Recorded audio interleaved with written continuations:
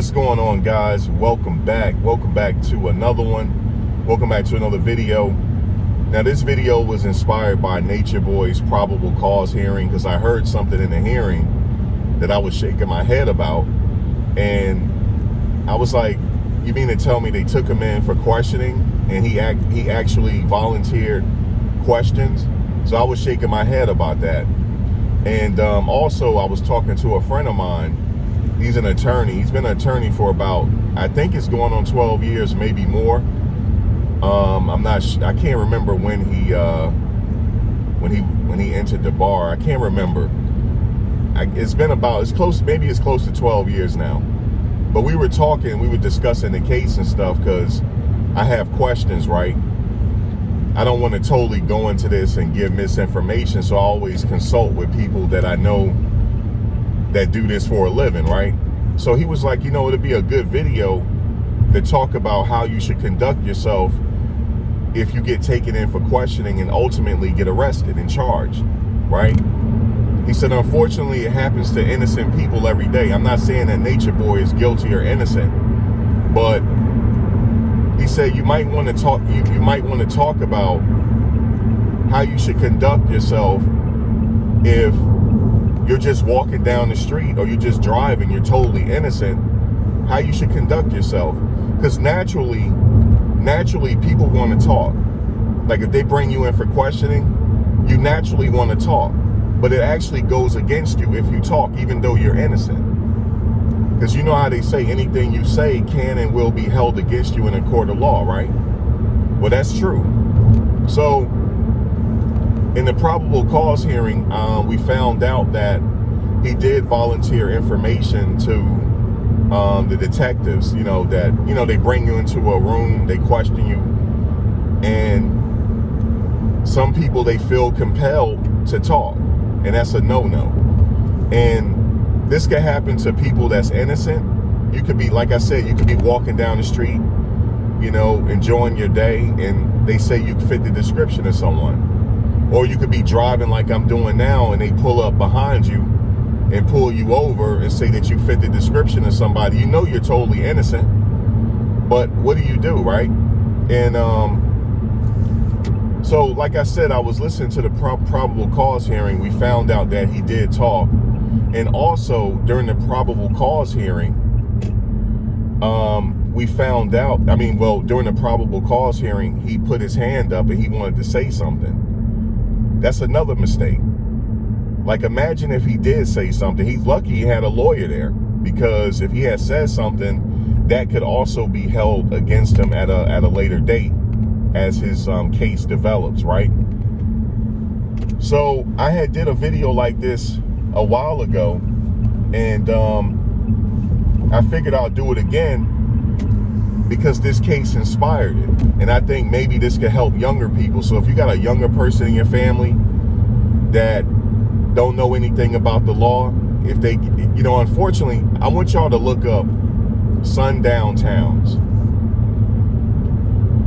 Just type in Google sundown towns, New Jersey. New Jersey has a bunch of sundown towns. Sundown towns are, you better get out of that town when the sun go down, because they're going to be like, what are you doing there? You don't belong there. Let me tell you something. You could go anywhere you want in the United States. You're a citizen, especially you're a citizen of the United States. You're entitled to just drive around if you want to. As long as you're not breaking any laws, you're not speeding, you're entitled to be wherever you want, without somebody pulling you over saying, what are you doing there? Now, that happens all the time. Sundown towns still exist. It still exists even to this day. Not much really has changed when it comes to that from the 1950s, 60s, when our parents were young.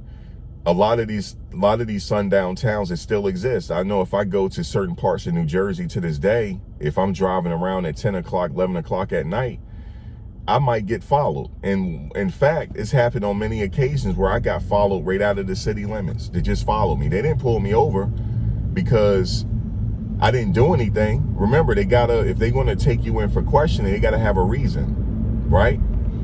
So, and also, my friend said to me, he said that when he was a public defender, a lot of his cases would have ended more favorably if his clients had shut their mouth.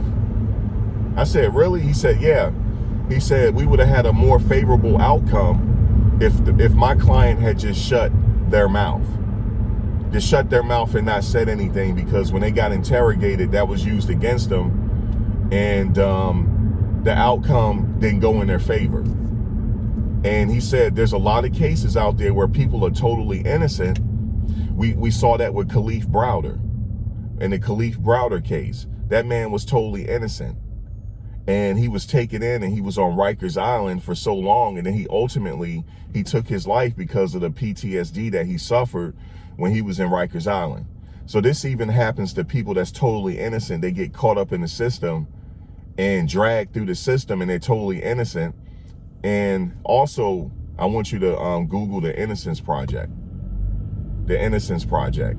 They're freeing a bunch of people. That's a really good project. They're freeing people that's been in jail for like 20, 30 years. And they're getting out by way of DNA evidence that they're totally innocent. So when I had mentioned a couple times when I followed this case with Natureboy, people got pissed because I said that he is presumed innocent until proven guilty. You have to treat him like that. And in fact, Ronald Sullivan, he was an attorney for Aaron Hernandez on the second trial. He's also was the head of the Harvard Law Division in Harvard. He said that you have to rigorously defend the guilty as if they're innocent, so the playing field can be level, so that you can eliminate innocent people going to prison. So that's why everybody is entitled to a fair trial. They're entitled to go through the process, whether you think they're guilty or not. They have to go through the process. Now, the process, unfortunately, in the United States, the process is not perfect. In fact, in Texas, they have put people to death that was totally innocent. I want you to Google Cameron Todd Willingham out of Texas. He's a white guy. He was executed in the state of Texas, and he did not commit the crime. He was accused of killing his daughters by way of a fire, and come to find out after further investigation, it was an electrical fire. He had nothing to do with it. So this can affect people. This transcends race. It can affect anybody. So on the baseline, I think people need to know at least how to conduct yourself if you get pulled over. If a cop is in back of me, I'm not going to get alarmed, because especially if I know I didn't do anything. I mean, I'm not gonna speed in front of them. I'm gonna slow my roll, just out of respect, for the law. I'm not gonna keep speeding, but what I heard in Natureboy's probable cause hearing was enough for me to shake my head. You will be surprised on how many people, they don't know how to conduct themselves if they have to get pulled in for questioning. I think naturally people want to talk. They want us like, look, I didn't do this. Like they're eager to answer questions, but guess what? Anything you say can and will be held against you in a court of law. And we see that happen to him, because his statements that he gave detectives, that was used in his probable cause hearing. So yes, it was used against him in a court of law. And also during that probable cause hearing, he did like this, and he wanted to talk some more. That's a no-no. And his lawyer, even the judge, admonished him, and his lawyer said, no, we'll talk at a later date with my client. And then Natureboy ultimately agreed not to say anything. That is a person right there that doesn't know how to conduct himself. He doesn't know his rights, and he doesn't know how to conduct himself. And maybe he's frustrated. Maybe he really feels like, I didn't do this. Unfortunately, in these cases, you're going to have to go through the system. You could be totally innocent. I'm not saying he's innocent or guilty here, but he could have been totally, he probably was like frustrated, like, damn, I'm in here. But unfortunately, he did some things on camera that's leading people to draw inference that he possibly did this. Okay? He got to go through the system now. Now, a friend of mine, he was like, this is a good video for you to talk about. Maybe younger people can understand if they get taken in for questioning how to conduct themselves, because he said that almost 90% of his cases would have ended more favorably if his client had remained silent. He said it could have been a situation where they could have negotiated less time. They could have negotiated less time because the person, they really didn't have nothing on the person, or the person could have got freed. He could have been totally guilty. A person could be totally guilty, but if they don't have anything on you, they got to let you go. They got to let you go because, remember, it's all about what you can prove in court, okay? Natureboy is going through a court of public opinion right now, which is quite understandable. But when he goes to his trial, they're going to have to prove this beyond a reasonable doubt. Now, we don't know what else he said when they questioned him. But now I want to say this for younger people or for anybody. If you're walking down the street, right? Well, remember, I said Google sundown towns. Just Google it. Google sundown towns, New Jersey, or every state has a sundown town. Meaning when the sun go down, you need to get out of that state because they're going to be like, what the hell you doing there? And like I said, that's wrong because you can go anywhere you want in this country, and as long as you're not doing nothing illegal, they don't have the right to say anything. You could just be riding around looking at houses, because I used to like to do that. I like to ride around houses. I remember I used to go to Deal, New Jersey. Deal, New Jersey. They got a lot of old money houses there. I used to drive around and look at the houses. I'm not scared for them to pull me over. I know I'm not doing anything. So when you get pulled, when you're walking and the police pull you over, you remember in New York, they used to have stop and frisk, right? So when they pull you over and say that you fit the description of someone, right? What do you do? That's my question to you. You know you're totally innocent, right? What do? You fit the description of someone and they want to take you in for questioning. What do you do? That's my question to you right now. You guessed it. You remain silent. Okay? You get your inner peace on and just start meditating and close your damn eyes and don't say nothing. And keep your mouth shut. Now, in an interrogation room, they're going to tell you, you have a right. Do you want an attorney present? You know what you say? That's the only time you talk. Yes, I would like an attorney present. Okay, you sure you don't want to give any statements? No, I don't want to give no statements. You could be totally innocent. Now, you know, if you don't cooperate, they're going to keep you. But unfortunately, you got to stay there until you talk to a lawyer. You got to stay. You don't open your mouth. You could be totally guilty too. You could be totally guilty. We seen this on the first 48. The person is totally guilty, but they don't really have nothing on them, but they start scaring them with all this time that they could potentially get, and then they start running their mouth, and then now the police could draw dots. They could connect dots, and next thing you know, they saying you got a right, you going to jail. You know what I mean? There was certain instances on the first 48 where people didn't say anything and they had to let them go. They were told they might have been guilty, but they had to let them go. They had nothing on them. Did you know that they could legally lie to you?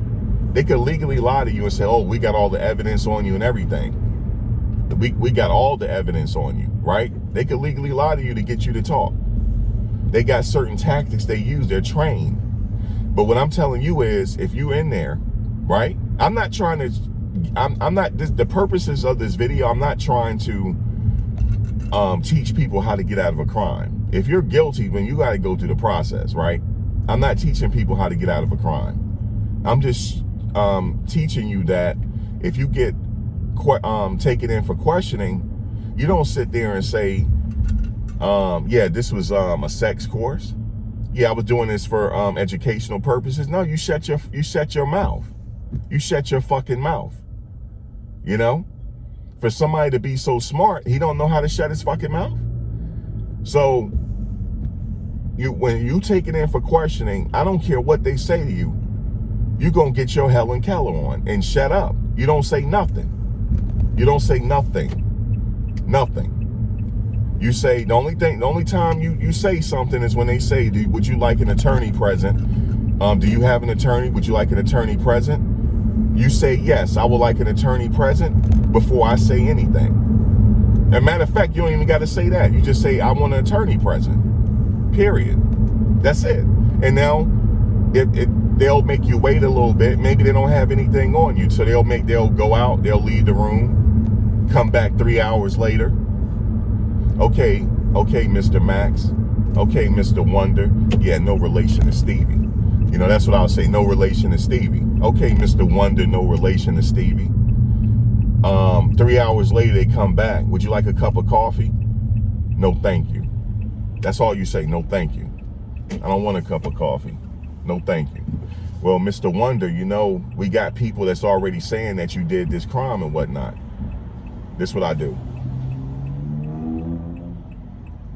Do you understand what we're saying to you, Mr. Wonder? No relation to Stevie?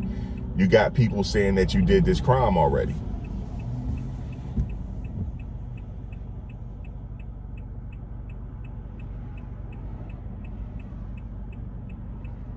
Okay, so you don't want to talk, huh? We got people that saying you did the crime. You facing, you know, your natural born life in prison. You're facing an eternity in the state penitentiary. And you mean to tell me you don't want to talk to us? We're trying to help you, Mr. Wonder. We're trying to help you. We're trying to help you, Mr. Wonder. Help us help you, man, because we don't want you to go away for the rest of your life. Number one, they don't give a fuck about you. You understand? So that's a lie right there, saying they're trying to help me. No, they're trying to help their case. So I would still be silent. Okay, well, so like we said, you want an attorney present and stuff like that. Yes, that's when you talk. Yes, I would like an attorney present. And now, let's say if they don't have anything on me, guess what? They're going to have to release my ass. They're going to have to release me if they don't have nothing on me. They got to release me. Now, this is how you conduct yourself even if you're innocent. Even if you're innocent. Even if you're guilty as fuck. You don't say nothing. You don't say nothing, even if you're they caught dead to rights. They're not trying to help you in that interrogation room. They're trying to seal the deal and close this case. They're trying to make it so that the prosecutor got a airtight case. You understand? They're not there to help you. So let me give you another scenario. Let's say if I'm driving right now, and a cop pulled me over. Hey, Mr. Wonder, do you know why we pulled you over today? No, sir. No, sir. Well, you were going 30 over the speed limit. You understand that? I hear what you're saying. Anything else you want from me? Yeah, we would like your credentials and stuff like that. Don't ever say this, because I see people saying this. Am I free to go? You know, that shit don't apply to us. You know that. Are you detaining me or am I free to go? That don't work out here. At least out here where I work, that'll piss them off even more. But you remain calm, right? So he said, well, you were speeding, Mr. Wonder. Let me see your license and registration. Okay, well, my license is in the glove. My license and registration are in the glove compartment. May I have permission to reach over in the glove compartment and get my license and registration, sir? Okay, Mr. Wonder, do that. Okay, well, my license is in my left front pocket. May I have permission to reach to my left front pocket to grab my wallet and get out my license, sir? Oh, yes, Mr. Wonder. Okay, well, I'm about to do that. So then you give it to him and you hold tight and wait for your damn ticket, or wait to get your car towed. Because if I'm going 40 and 50 over the speed limit, if I'm going a certain amount over the speed limit, that's considered reckless driving, right? So, okay, so they run your stuff, right? They running your stuff, and that's pretty much it. They don't ran your stuff, they come back, either they're going to give you a ticket, or whatever the case is, they're going to give you a ticket or not. Or they're going to take your car, whatever they're going to do. All right, so let me give you another scenario. Okay, Mr. Wonder, you know why we pulled you over? You fit the description of somebody, of a robbery suspect. You fit the description of a robbery suspect. Are you aware of that?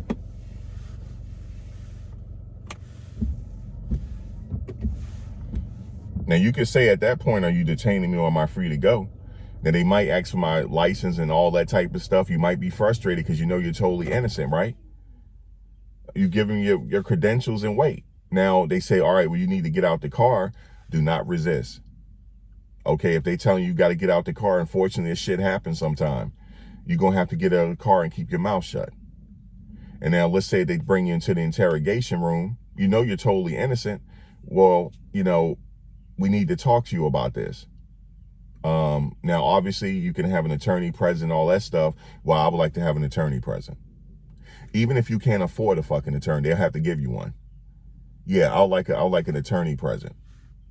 And this is what I want to say. You have to keep your mouth. You have to keep your mouth shut.